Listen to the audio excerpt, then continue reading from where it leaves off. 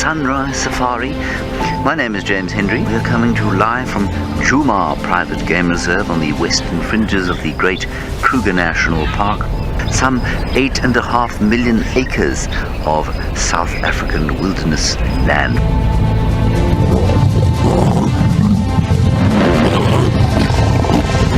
We should probably prepare to move fairly quickly. Yes, a very good afternoon to everybody. Thank you for joining us on our sunset safari.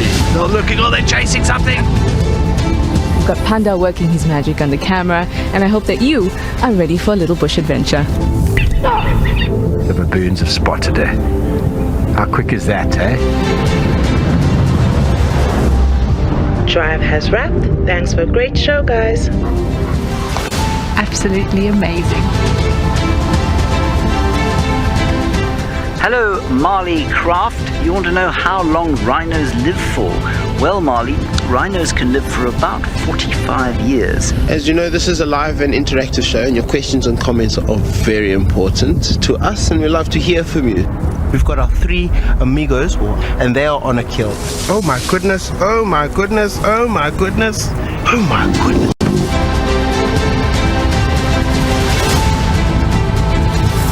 Good afternoon, good afternoon. How does it? Are you well? Oh, don't come here.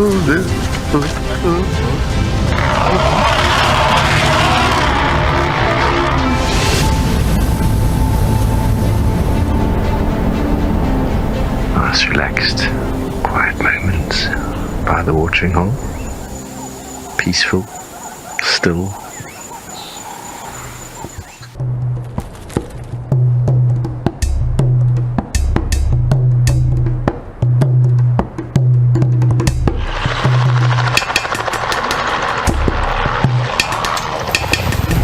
But you don't quite realize the size of a male lion until, well, you're kneeling down next to one.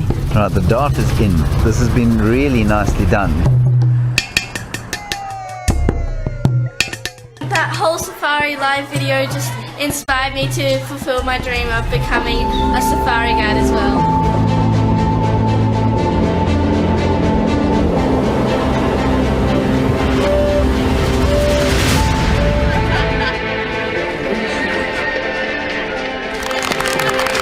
It's going to be a spectacular afternoon. I guess the little one's up. This is absolutely magnificent. The power in that is just so impressive. It's a catfish. I knew something was gonna happen. The largest snake in Africa. Alright everybody, the Kambula boys, look at this. Isn't this amazing? This one is chasing a crocodile.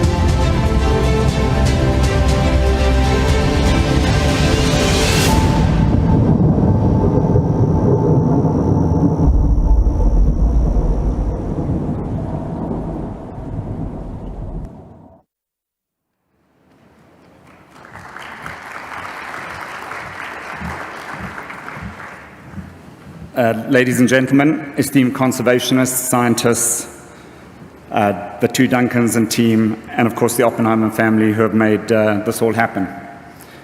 I stand here today with the honor of speaking about 2 of my great passions in life, the first being WildEarth, you've just been introduced to, the second being wildlife and conservation media. The second is a creature more elusive than a leopard, more temperamental than a black rhino mother, and hard as catch than a cheetah on an espresso. Let me introduce you to WildEarth, a project that began way before I became involved some 2 decades ago by a team of very creative, passionate, crazy, some would argue, South Africans.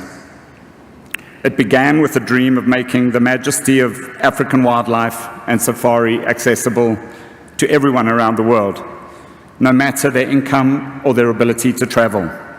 In short, democratizing access. We aim to show people what Africa's wild places and conserving them is all about. And so our journey began some 2 decades ago with a single camera and a 30-second refreshing JPEG at a waterhole in the Sabi Sand. As we found global resonance, our servers quickly overloaded with the amount of traffic. We knew we were onto something. As soon as the technology allowed, we then stuck a video camera on the back of a dodgy Land Rover. Some unfathomable technical whiz-bangery in the back. We employed a South African Russian to stick it all together, and hey presto, we were broadcasting live game drives with audiences around the world, interacting with our guides in real time using the internet. Obviously, other than the Russian, it wasn't nearly so simple. Since those first JPEG images, we've come a long way. As Duncan said, we broadcast across 20-odd platforms globally, our live game drives and walks to over 7 million people on a monthly basis. We have a loyal following of nature lovers who find peace and meaning in the authentic nature programming that we offer. For many, the twice-daily safaris are a ritual and healing. What we do is educational, family-friendly, non-political. In short, everything good, showcasing our beautiful, beautiful country. In a few minutes, we're going to take you on a live game drive so you can see exactly what it is that we do. You ask, why does our content resonate with so many people? Why is what we do important to the scientists and conservationists in the room? Mr. Oppenheimer this morning spoke about resolving the relationship between us Homo sapiens and nature. This, he said, will enable us to more easily address the challenges we face. In that vein, I'd like to tell you all a short story about a leopard called Hosanna. For those of you not fluent in Shangaan, his name means little chief. He was born on the 26th of February 2017.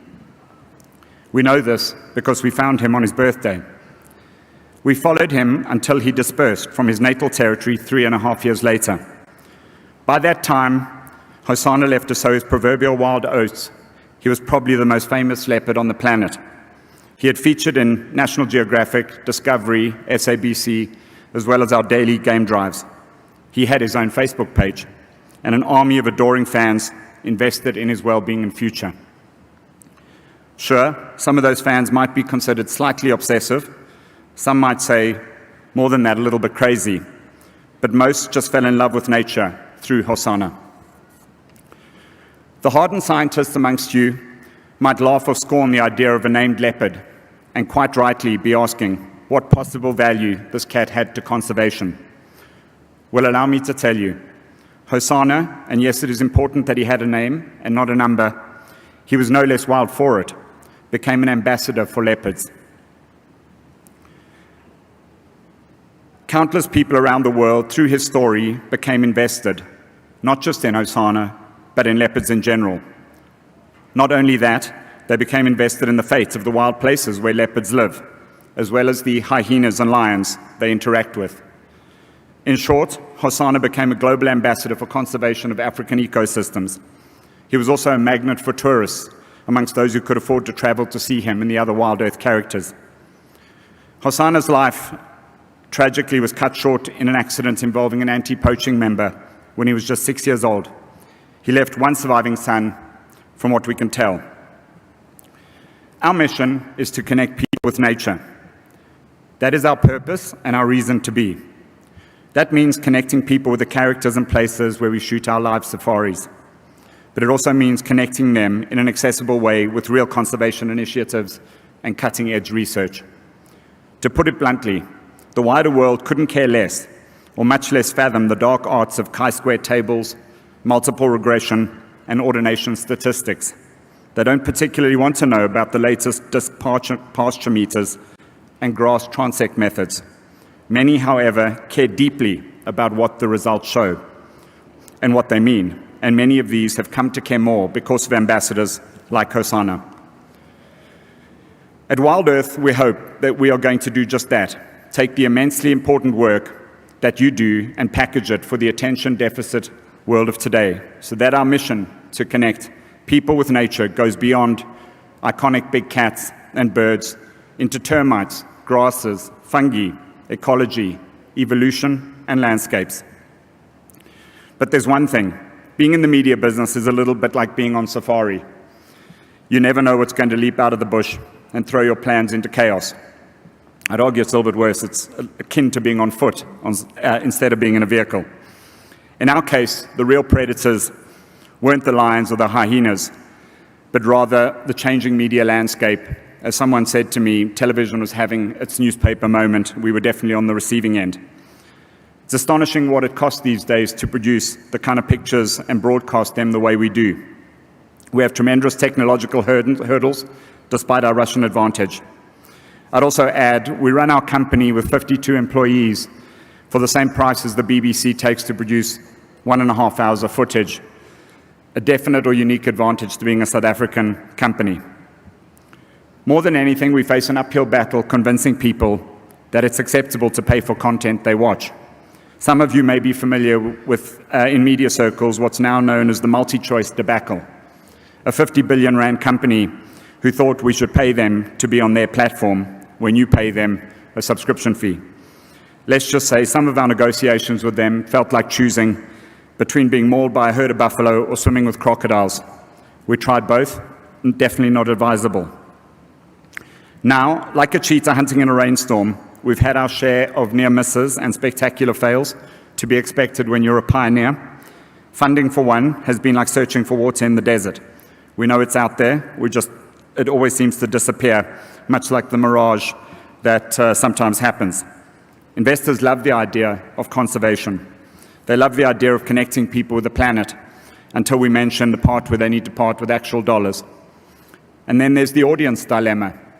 People love what we do. They say things like, "I've never felt more connected to the bush," or "Your broadcast changed my life. You saved us in COVID. Your live safaris give me peace. You help me with my mental health. You have opened my eyes to Africa. My cat loves it when you show birds. Please show more birds." And then the kicker. "But I really can't pay for it. You know, times are tough. Between my Netflix and DSTV subscription, it's already killing me." Let me tell you, convincing people to pay for content that makes the world a better place is like asking a lion to go vegan. It's a journey, and the lions, I can assure you, are not interested in tofu. In fact, I'm not sure anyone really is. That said, over the last 24 months, in a painful way, we've continued to make good progress, because here we still are, still dreaming on this wild ride. Why? Because, like all of you in this room, we believe in something bigger than ourselves.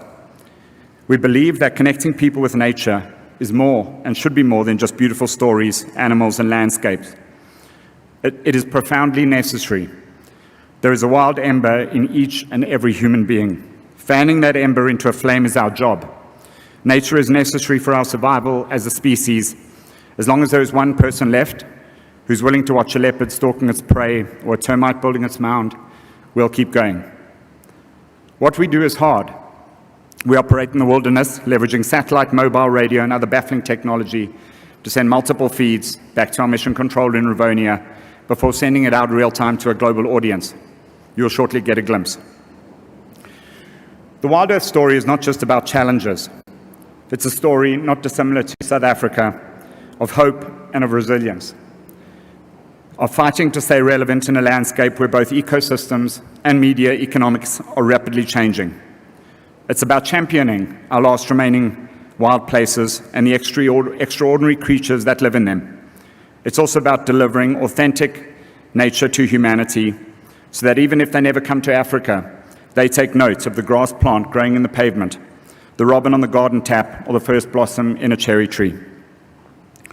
Yes, it's a story of sometimes wanting to throw the remote through the TV while negotiating with broadcasting partners and others who cannot fathom why on earth our 52 employees need to derive an income from what they do.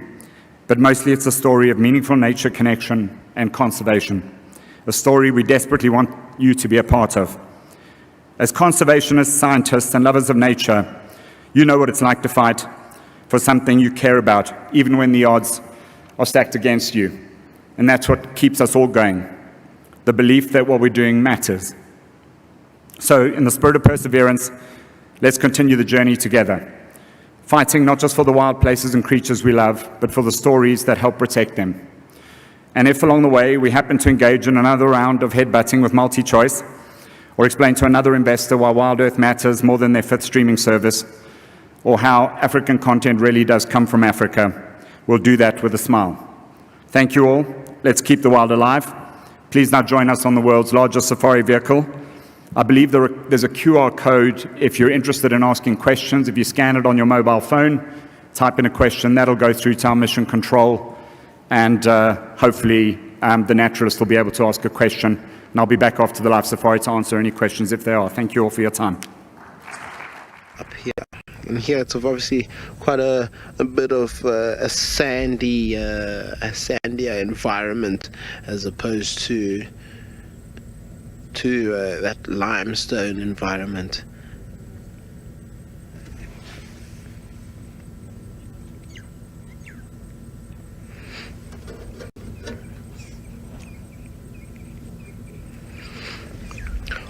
Well, we are going to say hello to the Oppenheimer conference. I'd like to welcome all the researchers and the delegates from the Oppenheimer Generation Research and Conservation Conference. It is my great pleasure to have you on this, the world's largest safari vehicle. For the next 20 minutes, my name is Eric, joined by Mpo behind the camera. I will remind you to send through some questions. This is an interactive safari, and we are watching some lions. So welcome everybody, welcome. There's a QR code on your desk that should help you ask some questions here. We're sitting with 3 lionesses of the Nkuhuma Pride, which is a pride renowned and known in this area.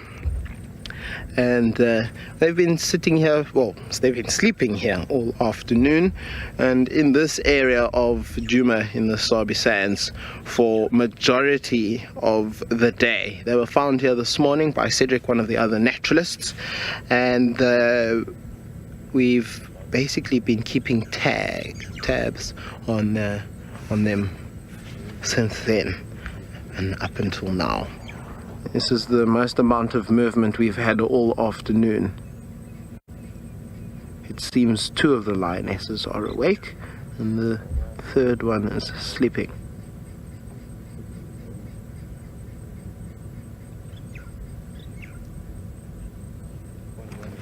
Oh, Julia, it really has been amazing. Oh, this is the time now. This is the time we've been waiting for.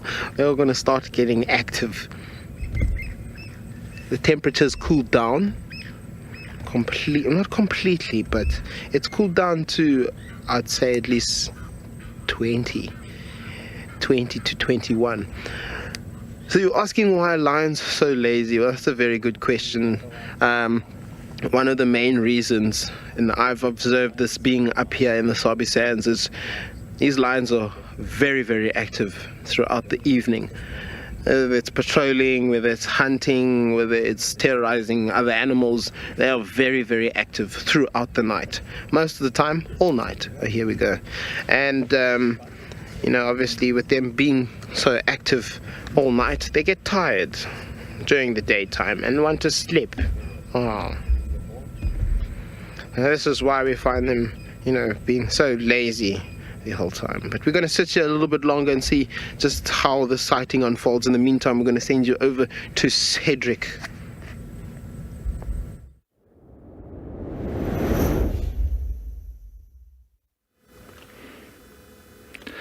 Well, what an iconic scene we do have here, with a leopard up in a tree busy feeding on a duiker kill coming directly here from a Djuma private game reserve in the world-renowned Sabi Sand. Good afternoon everybody, my name is Cedric, and behind the camera with me we've got the glitz, the glamour, we've got Panda. So thanks for joining us. And yes, how beautiful is this? A leopard situated right on top of this marula tree, busy feeding on a duiker. But this is a beautiful leopardess, and we call her Tlalamba. So she's actually known as the Queen of Djuma, and she's come down from a long lineage of stunning females around this area. And well, she's not that old yet. She's only coming up to about 7 years old, but for now she's at a perfect age, keeping an area, and she's actually got a little cub that's hanging around here of about 5.5 months old, a nice little female cub. But that little cub is not going to come anywhere close to mom at the moment, because there is a hyena, a spotted hyena at the bottom of the tree, waiting for little scraps to come falling down, as you can see there at the bottom. So this hyena is known as June. She's got a floppy left ear. The survival rate of leopard cubs is not that great here. There's a lot of other predators, as you can see, like this hyena, lions, even baboons. So your survival rate for a leopard cub is maybe around about, we work about 15-20% chance for a leopard cub to get to the age of 2 years old. So not that great at all. And this female Tlalamba, she had 2 cubs. One little cub is still, of course, 5.5 months old, still hanging around here somewhere in the bush, somewhere in the thickets, hiding away from this hyena. And the other one disappeared at around about 3 years old. 3 months old. We don't know how that other cub disappeared or how it got killed, but it could be due to, as I said, other predators.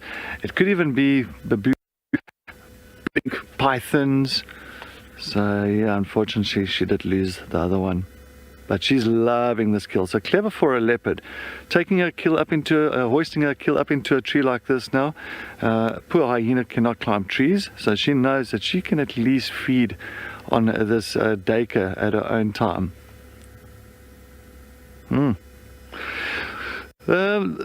Great question. Well, there's a lot of animals that's got names around here in the Sabi Sand, because the reason for naming them is not due to like pets, you know, when you're naming pets and all that.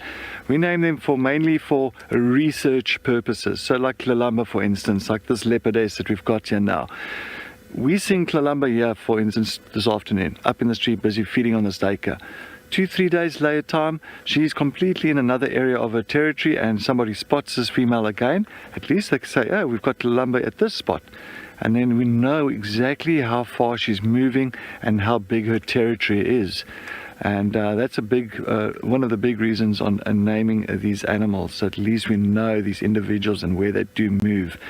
Who names them? Well, it's all the guides together. You know, it depends on which property that leopard cub was born, who saw the leopard cub first, and then of course how many times that leopard cub ends up onto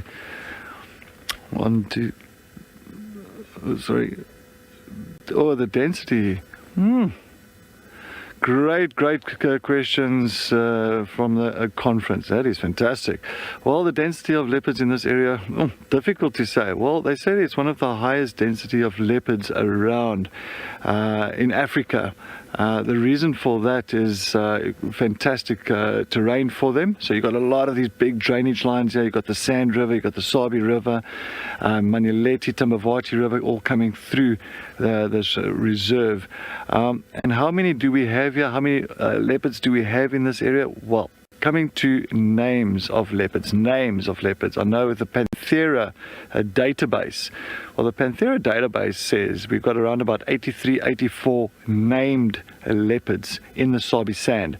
Now, the Sabi Sand is around about 73,000 hectares. And that's joined on to the Great Kruger Park, which is 2.2 million hectares. So in that 72,000 hectare, you've got 83 named leopards. Now that's excluding unnamed leopards, in other words, nomadic leopards coming in from the Kruger Park, coming into the Sabi Sand, as well as young cubs. It hasn't got names yet, so you can easily push it up above 100 leopards in this area, or in the Sabi Sand itself. So a very high density of leopard, and we are very blessed to really get to view a leopard like this now. Very easy, very relaxed with the vehicle, because it is all about the like they become like semi-habituated to the vehicles itself, so they see us as a non-aggressive object. Okay, yes, she comes down. Does she want to come down? I don't think she wants to come down, because there is a hyena at the bottom. Well, doesn't look like it. No, I think she's just going to go and lie down there and relax there perfectly and most probably groom herself a bit. All right, well, we're going to stay here for a little bit longer. Let's head over to Andrew all the way down in the Eastern Cape in Amakhala, as he wants to say good afternoon.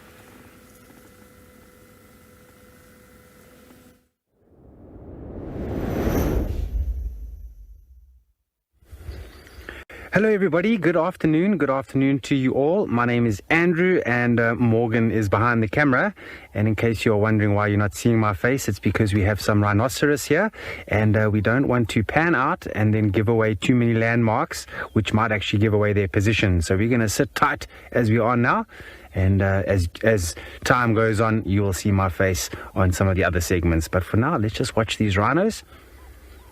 This is a cow and a calf, but what makes it very interesting is that this big female, she's pregnant as we speak. Look at that. And the calf that you're seeing there looks like a young bull calf. I reckon is about between 1.5 years and 2 years old now. So you can see this female rhino doing a great job raising a calf, and she's already pregnant. So soon we can expect another young white rhino calf to be born. Right, we'd love to receive some questions from you all. After all, this is your drive for the conference, and so we would love to hear some of your queries and some of your questions and comments, and also if you have any suggestions as we're going along. Those are very valuable to us, and we do take them all very seriously. So we'd love to hear from you all.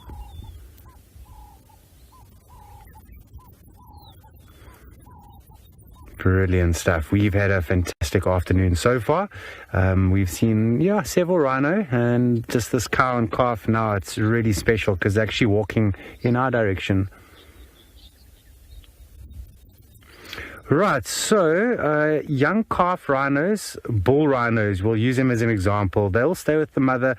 Well, they're dependent. They need the mother's milk and they need her support for at least 2 years. And some of them go a little bit more, 2.5 years. And some rhinos have been known to stay dependent on the mother for up to even 3 years. But as a young rhino calf, especially a bull, starts to get older, around about 4 years old, it's going to really need to start moving away from the mother and then join, bachelor groups by the age of maybe 9 or 10. This is where a rhino is going to be really interested in trying to mate as well, but still quite young. Imagine a 10-year-old rhino trying to compete with an experienced territorial bull that's had territory for 20 years or 15 years or whatever the case may be. So this is where young rhino bulls like to join bachelor groups. And this will be young rhinos with the same sort of concept, where they're also just too old to stay with the mother, but too young to oppose more stronger territorial rhinos, and they form these bachelor groups.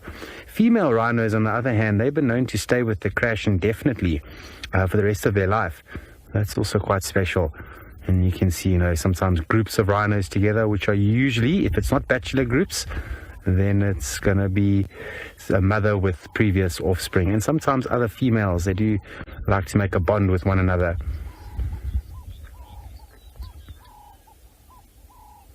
So that is a fantastic question that has just been sent through. So as many of you can immediately see, these rhinos have got horns on their noses there. Amakhala Game Reserve is very proud about the reserve, the wildlife that they have, and they safeguard these rhinos like you cannot believe. The anti-poaching measures that are in place to keep this species alive is so profound. And I know I said it in a previous segment, but you all weren't with us at that time. I gave a very big thank you and a heads up, to not just the anti-poaching personnel on Amakhala, but all these reserves. You cannot believe the amount of dedication it is to keep the species alive. And you got to think about it. You need to have, armed rangers with a lot of tactical training, experience. A lot goes into it.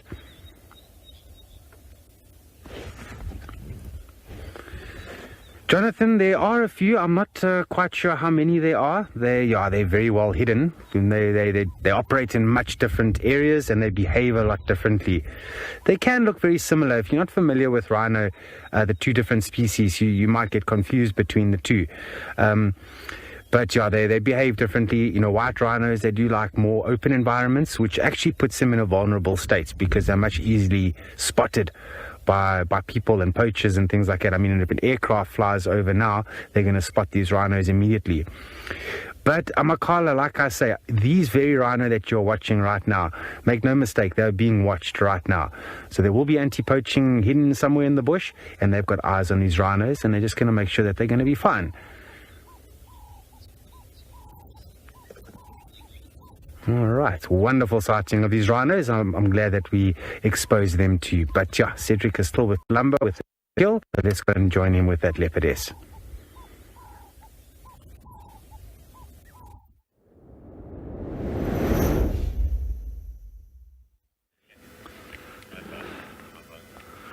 Thank you so much, Andrew. Nice having those rhinos down there in Amakala. And well, we are still here sitting with the queen of Djuma, or Tlalamba, and she's just resting up in this marula tree now. She's had enough to feed on, and well, we unfortunately, slowly but surely, we are losing some light here, and then we'll have to start moving out. But this is fantastic, isn't it? So beautiful, typical leopard pose, draped over a branch. You've got to love that. You can see how that nice full belly.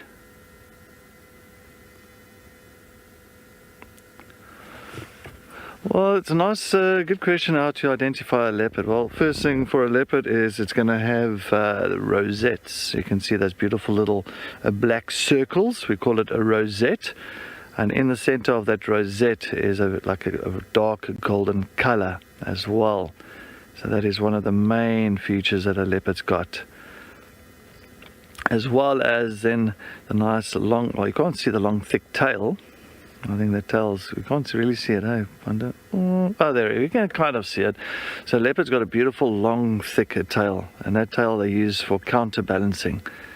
So when they do go up into the trees like this now, it's a nice way just to kind of balance along these branches. I use that as counterbalance. Plus nice and stocky. They're not as I can say streamlined like a cheetah, where a cheetah is built for speed. A leopard's more built for strength, to really kind of hoist their kills up into a tree. And one of the most amazing sightings I've had was this female's mom, Tundi. And Tundi, I witnessed many years ago. I saw Tundi, a female, and her mom was a little bit smaller than what Tlalamba is, and she brought down a full-grown kudu cow. It was something spectacular. So yeah, just shows you the power of these cats. Anyway, well, we're going to try and start moving out from this beautiful sighting. Let's head over to Eric to see exactly what's happening with those tawny cats.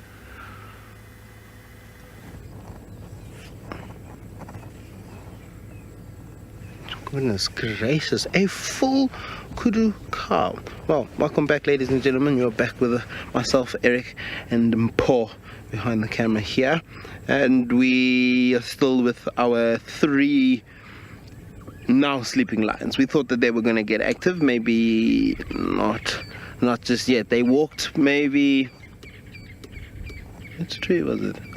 They walked about, that they're going to plop down right here. Not keen on moving just yet. And it's only getting darker and darker as we plunge ourselves even further into the darkness. I'm sure that they will slowly start moving around this area, potentially looking for a meal.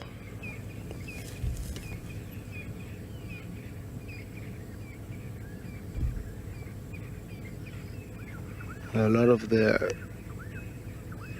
corky franklins making a bit of noise. But from everyone at the conference, we would love to thank you all for joining us on this lovely evening safari, and well, hope everyone goes well and enjoys the rest of their lovely Wednesday afternoon, Wednesday evening. Like I said, it's been lovely to have you all with us.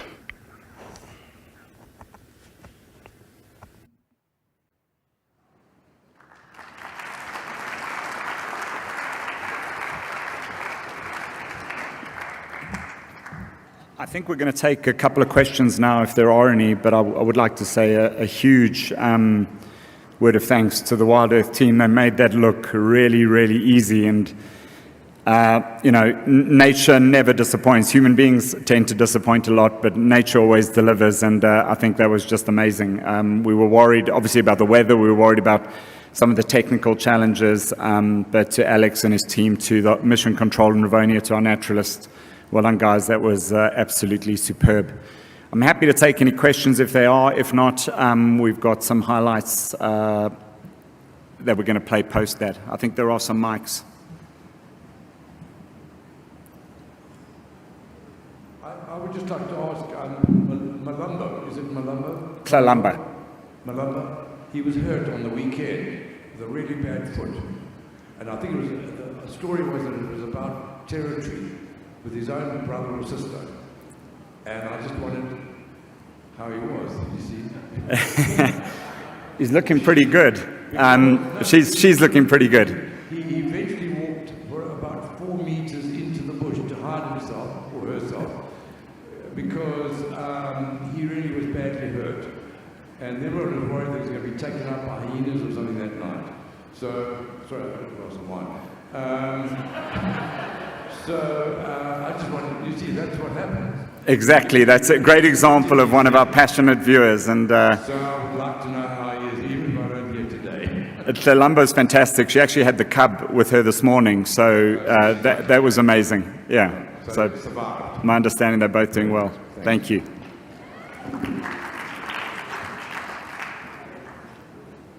Any other questions?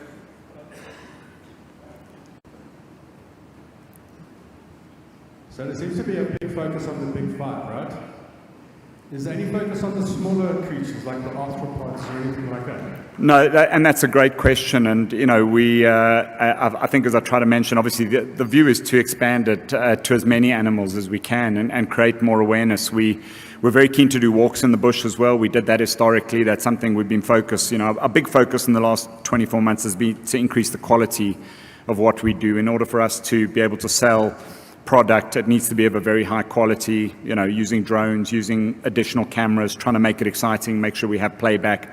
My personal mission and goal is to focus on our WildEarth Schools program, because I think using the internet, the first hour of our Sunset Safari, we broadcast live game drives into schools. And, I'm very much a believer that that is the best way of educating the next generation of conservationists, inspiring young children to want to get involved. And we have this audience of millions of people now, and doing what we do is so unique. And we have a list of 400 or 500 schools that are signed up to want to go on a live safari. We have the teachers' names, the children's names come up on the screen when they ask a question, and we think that's the best way of really inspiring and teaching people. And the little five are as important as the big five, and the goal is to focus on them as much as the big cats and other.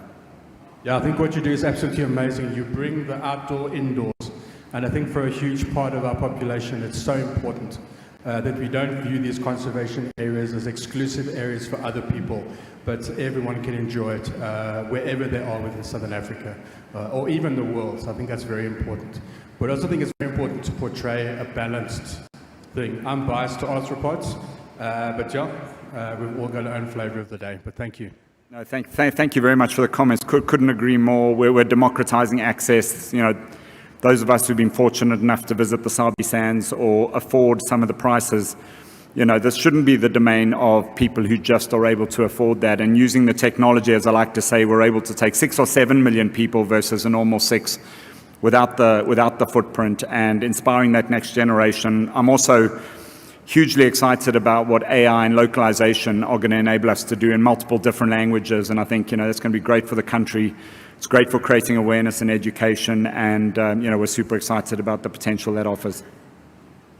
If there are no further questions, thank you all very much. Beg your pardon, sorry. Sorry. Hi, yeah, thanks, that was amazing. I'm definitely going to be signing up. Just wondering about the fact that you focus quite a lot of individual animals and the names, and as you say, that leopard that has its own Instagram page and stuff. Do you find that creates a desire amongst your audience to, say, intervene when you wouldn't necessarily intervene? If it gets injured when it's, attacking a prey animal, or if Do you find that you get pressure then to make interventions, and how do you deal with those trade-offs? Yeah, and that's a great question, and we definitely come under pressure. We do not intervene. We let nature take its course unless, in the case of a leopard that got caught in a snare, where we'd alert the authorities. It's not our role to do that. We're there to record and enable people to feel present, and we're very careful about making sure that we don't overstep the mark.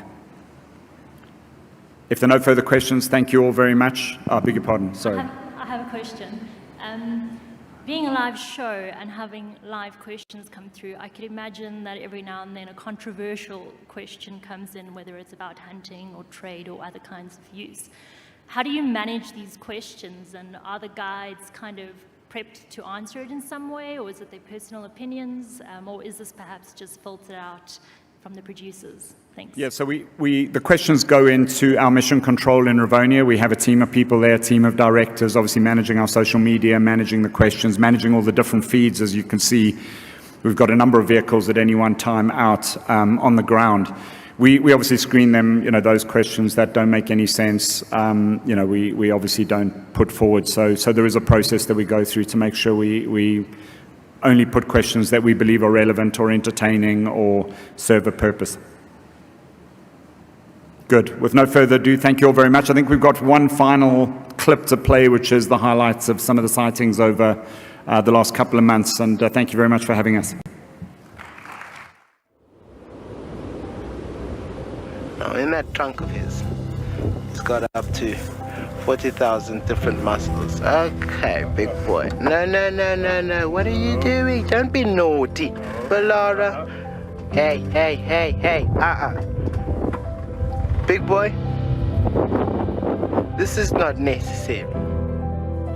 Is he gonna give it a go? He is.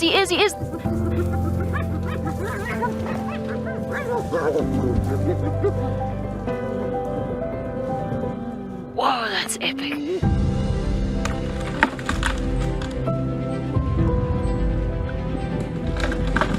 No ways. I've seen leopards die from papetta bites, so it's not good that he's playing with it. You can see he's pouring at it. Now this is what I was saying about lions and buffalo. It's absolute pandemonium. Has it just pretended to be dead? Oh, that was amazing.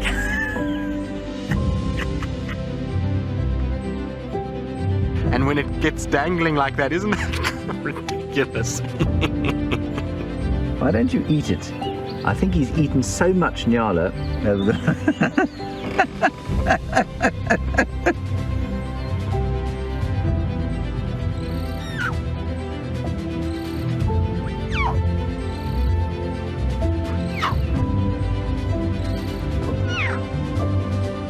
Look at how cute that is.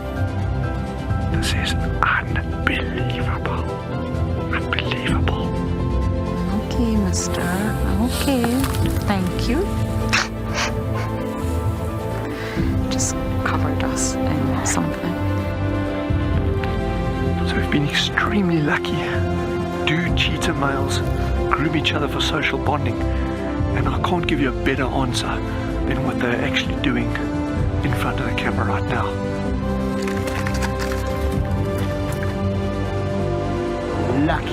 Lucky wildebeest. Look at these shots! Fascinating! Well done, Manu! Who are you going after? What have you found? It's a young topi, she's got it! Can you believe it? We see it all in the show. The cycle of life, everybody. Now the impala might make a run for it. Oh, it's going to be in trouble now. Oh, this is unbelievable stuff. Here comes a hippo in too. Go, impala! There's a hippo coming in. I can't believe what we're seeing here. This is what we'd normally see in East Africa. It's all over.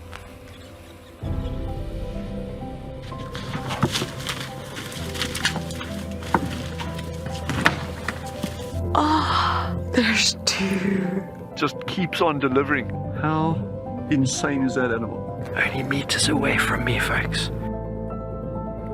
The mother's come back and chased it off. No ways. Look at this last mad dash. Hyena running along beside it. Baby hippo, jaws gaping. It's gonna make it. It's gonna make it.